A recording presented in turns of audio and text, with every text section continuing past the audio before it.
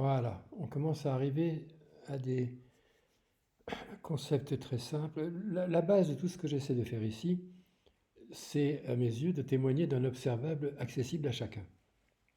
Mais le problème de cet observable, c'est qu'il est tellement contraire à nos habitudes sociales qu'évidemment, commencer à se référer à cet observable-là a l'inconvénient de fabriquer des tensions dans la vie sociale. Car les évidences des autres deviennent différentes des évidences intérieures personnelles. Voilà. L'enjeu étant quand même que se mentir à volonté a des conséquences dans nos destructions collectives. Si on ne veut pas comprendre, connaître qui est chacun et quels sont nos intérêts communs au sens de chacun différent, ça crée des tensions où tout le monde est aujourd'hui formaté pour croire que seule la force décide de la vérité. La force mécanique, physique, surtout pas la force spirituelle. C'est un peu l'autre enjeu, justement, d'aujourd'hui. Donc là, j'ai dévié beaucoup, je suis dans la réalité individuelle. La grande clé, c'est que dans nos relations, on a effectivement des réalités partagées, c'est-à-dire des représentations qui paraissent les mêmes. Par exemple, évidemment, en particulier sur tout le monde objectif, le monde des objets, le monde de nos cinq sens, le monde de ce qu'on capte avec nos capteurs biologiques, en n'oubliant pas quand même ici de préciser que ce que nous captons, traitons et décidons est à 99% inconscient. Tous nos systèmes qui font vivre notre corps, à 99%, nous est inconscient. Nos organes, nos cellules et compagnie. Et pourtant, notre culture identifie l'individu à son conscient, ce qui est quand même un choix assez intéressant. Il identifie tellement que même quand le corps disparaît, beaucoup de cultures veulent absolument que la conscience reste et que du coup on se transforme dans d'autres entités plus lointaines, enfin, tous les trucs de la religion. Pourquoi pas?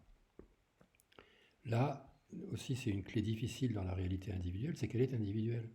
Chacun choisit ses représentations. Et là, je suis tombé un peu dans la spiritualité parce que c'est un des grands mondes témoins des différences profondes entre individus. Mais tous les mondes intérieurs de chacun sont profondément différents, parce que quelqu'un qui est allergique, même corporellement, à telle chose, va réagir d'une manière où celui qui n'est pas allergique, il n'y comprend rien, c'est pas son monde. Alors on va transformer ça en réalité objective. Oui, mais c'est parce que vous voyez, c'est l'objet, la molécule qui crée tout ça. Tu parles comme s'il n'y avait pas les trois quarts des maladies qui s'avèrent largement guérissables par des chemins psychiques qu'on ne maîtrise absolument pas. Mais c'est pas parce qu'on ne maîtrise pas quelque chose qui n'existe pas.